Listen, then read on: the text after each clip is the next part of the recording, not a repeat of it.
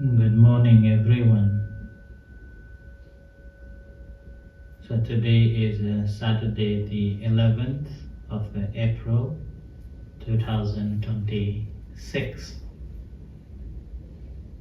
We are all gathering at this time to do this morning chanting.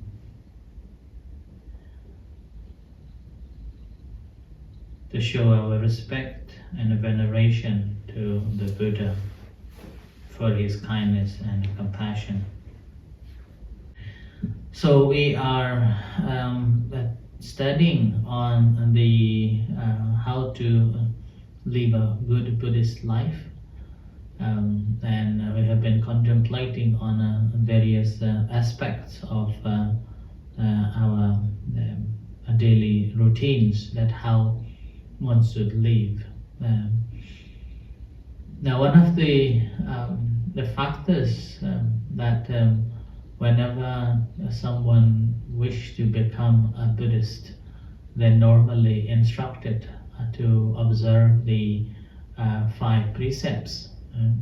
So observing, taking the refuse, first of all taking the refuse and then observing the 5 precepts.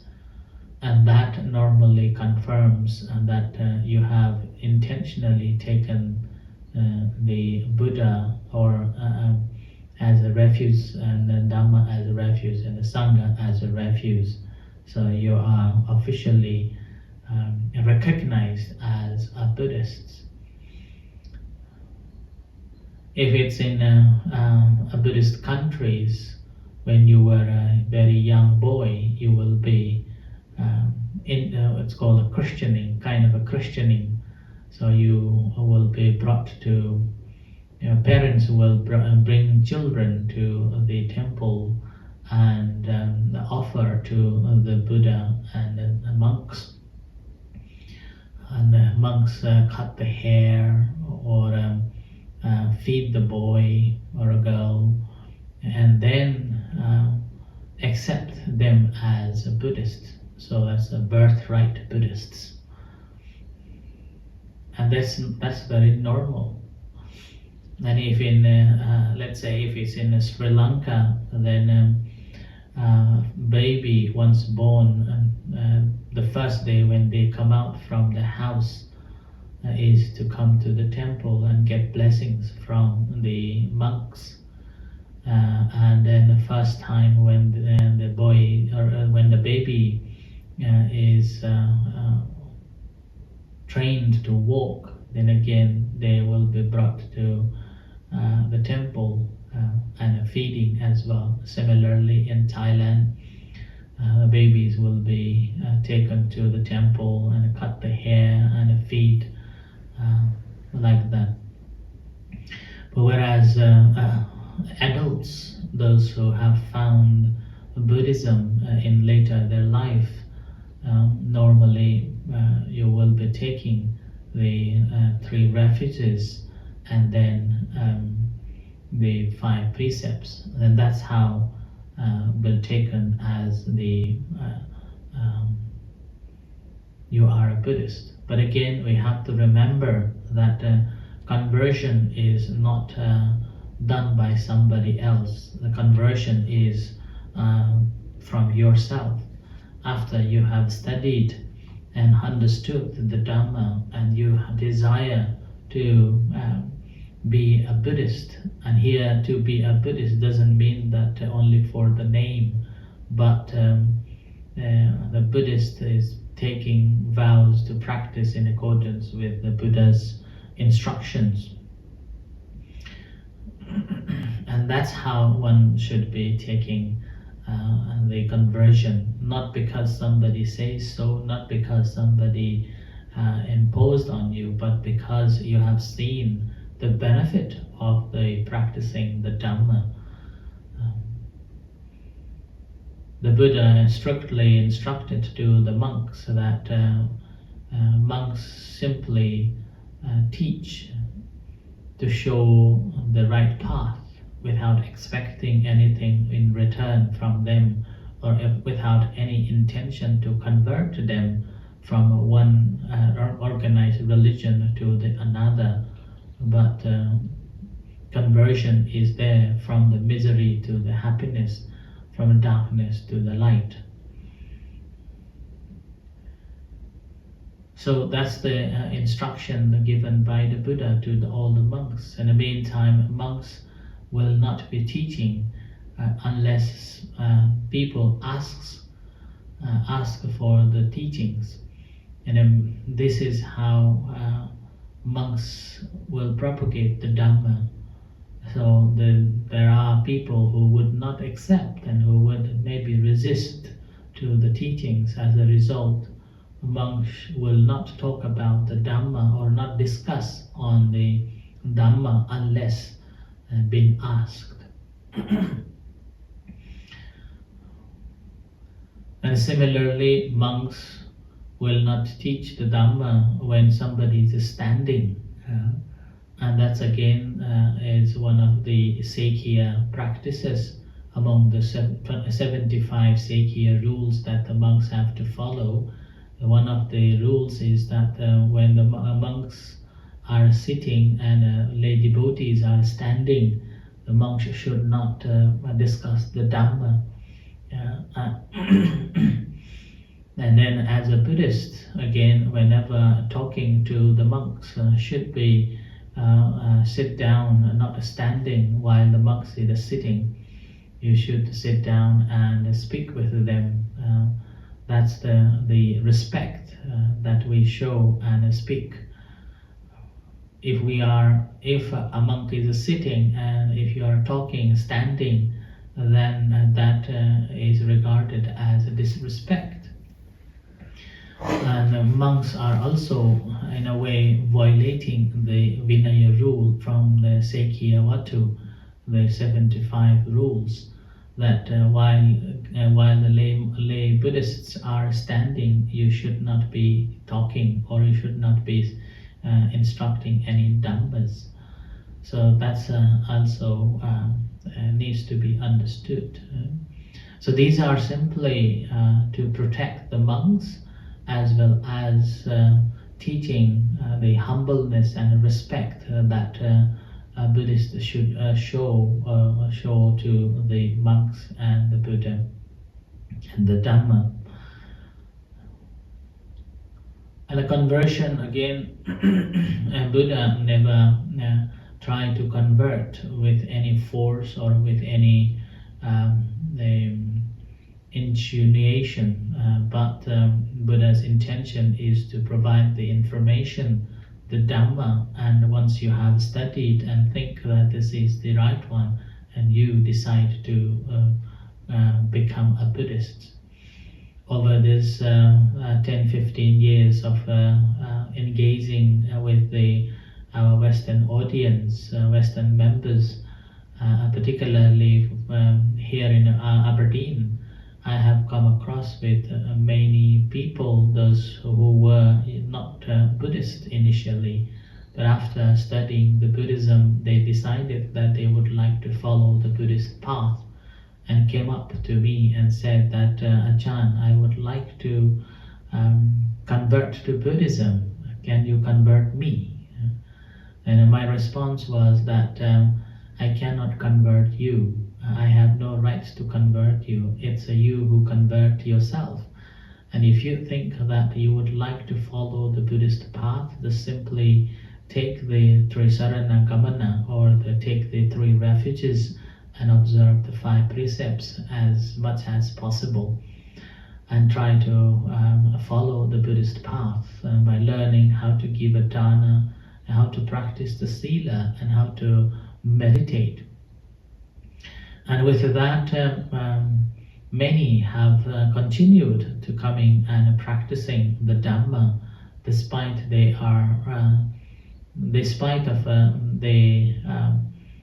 have requested the conversion. I didn't convert them, and yet continue coming and practicing the Dhamma. And as I normally used to say, that whoever comes to the temple here in our center, we never ask that, are you a Buddhist or are you which religious people? whoever comes, we respect them. Whoever comes, we accept them, and we value their time, and we provide all the facilities as much as we know, as much as we can. So this is our service. That's why this is the motto that we have: helping hands, healing hearts. So you don't need to be a Buddhist to come to the center to learn the Dhamma and practice the Dhamma, as long as you can enjoy some of the chantings, as long as you can patiently wait for the moment of the teachings and practice, then you are most welcome. So that has been there. But somehow I have seen that in Australia there is I forgot the name of the city in Australia, Ajahn Brahm. Ajahn Brahm normally give a certificate of Buddhists every year. So every Vesak celebration, which is next year, is next month, he would give a certificate of being a Buddhist, whoever would like to convert. That's in a way also, sometimes I feel like maybe that's also a good way of satisfying the desire and world with people like to have certificates. So maybe that's a good way to do, but somehow my mind is still not ready to give any certificates of a Buddhist, because my understanding of Buddhists, there are three different types of a Buddhist. One is a popular Buddhists. Popular Buddhists are like birthright Buddhists, or born in the Buddhist countries, and then they will be doing things, mixture of animism, or a mixture of their country culture and traditions, but still they will take Buddhism as the main religious practices, and inviting of monks and performing ceremonies like that. And then a second type of Buddhists are someone who academically very well versed, so philosophical Buddhist philosopher, who could remember the Buddha's teachings and also able to explain, but their faith hasn't been firmly confirmed in the Triple Zim, so that they could respect the Buddha, the Dhamma, but they still can't respect to the venerable monks. Then I feel that that's not a complete Buddhist yet. Although they know ins and outs of the Dhamma, but they are not a complete Buddhist yet, because Buddha said and Buddha did led that if you want to be following the path, you should take the three refuges with a great respect. And then the third type is that the third type of Buddhists are like practicing, solely practicing towards the liberation. So these people, or these Buddhists, with a great faith in a Triple Zim, they will work hard to study the Dhamma and purify their minds in many forms, and hoping that if possible would like to be enlightened in this life, if not then near future lives. So whichever these three types of Buddhists are there,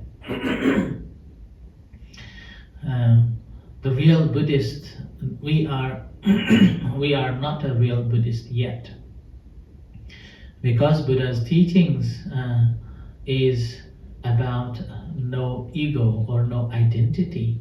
So as long as we have this identity, that means we haven't understood the teachings of the Buddha yet.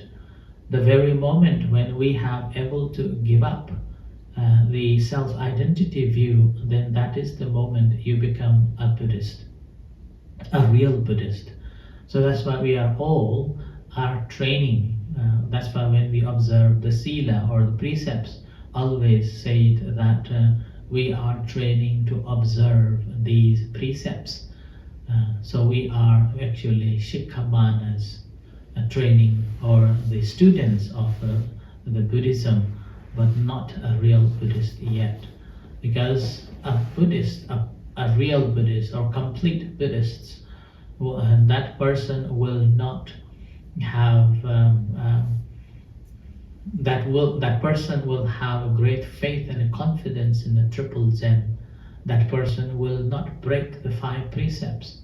That person will associate with the wise ones only, and taken the instructions from that wise individuals. Having followed that, that person has overcome the self-identity view, so-called the Sakkaya Ditthi, and then that person doesn't have any doubts in the Buddha, Dhamma, and the Sangha. So that person, the individual, does not sorry that person doesn't have any doubts in regards to the Buddha's enlightenment. He doesn't have any doubts on the law of a karma. He doesn't have a doubts on the rebirths, and he doesn't have a doubts on the enlightenment.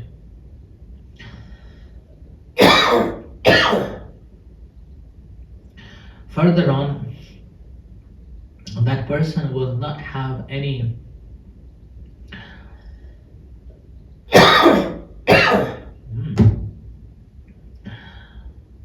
that person will not engage any forms of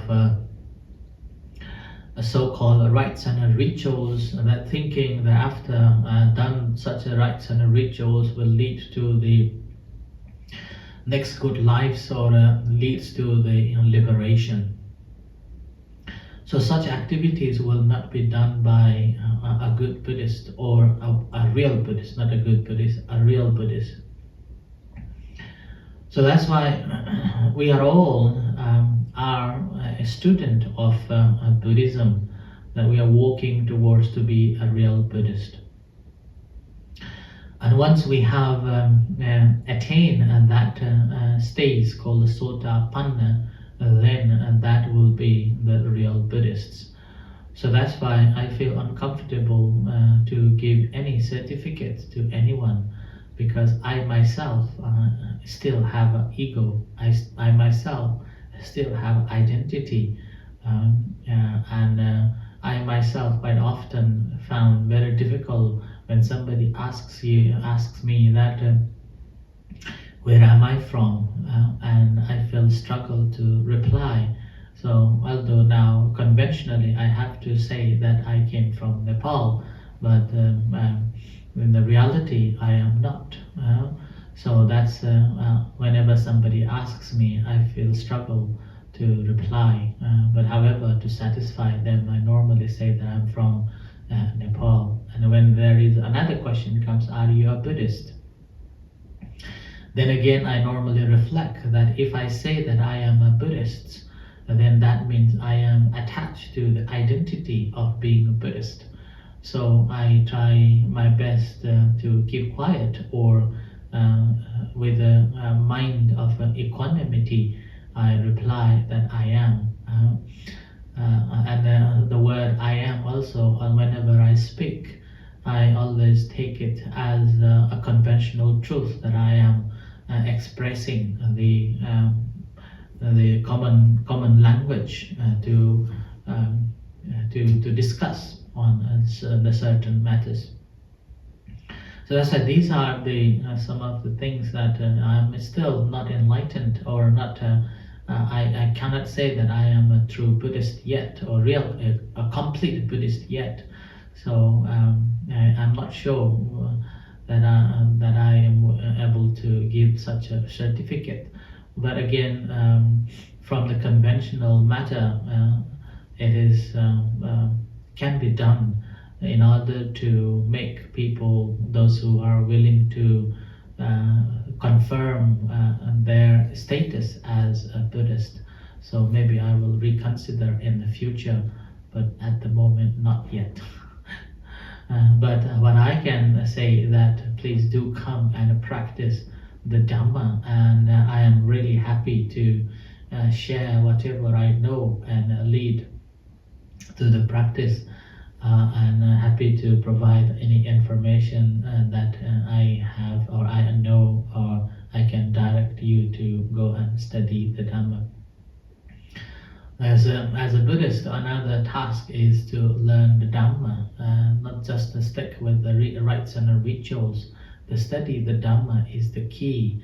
Not only studying, keep it into practice or apply in our day-to-day life, so that we can gain the real happiness, which is the purpose of sharing, the Buddha's sharing this, the Dhamma for all of us with great kindness and compassion.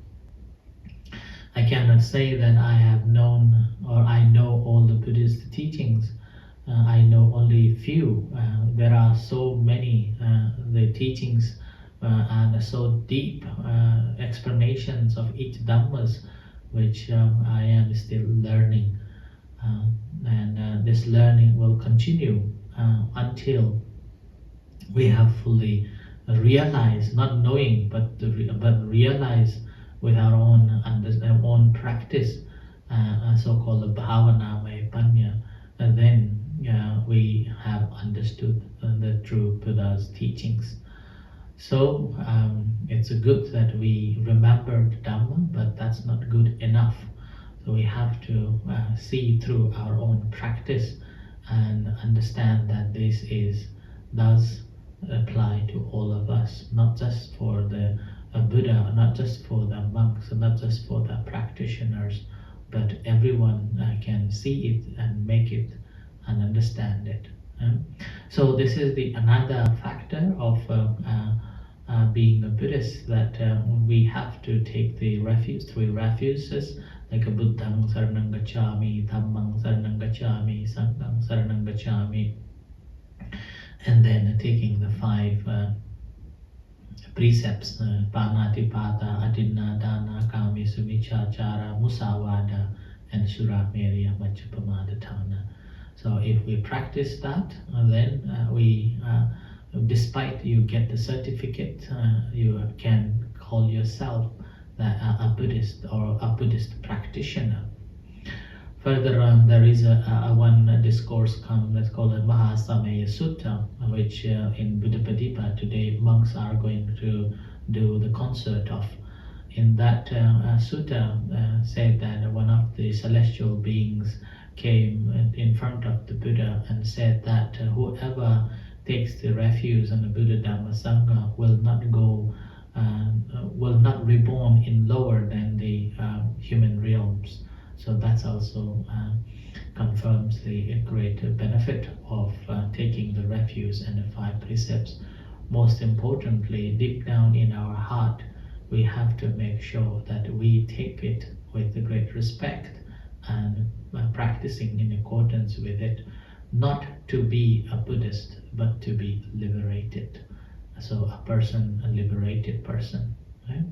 I offer this as a reflection for today, so may you all be well and happy.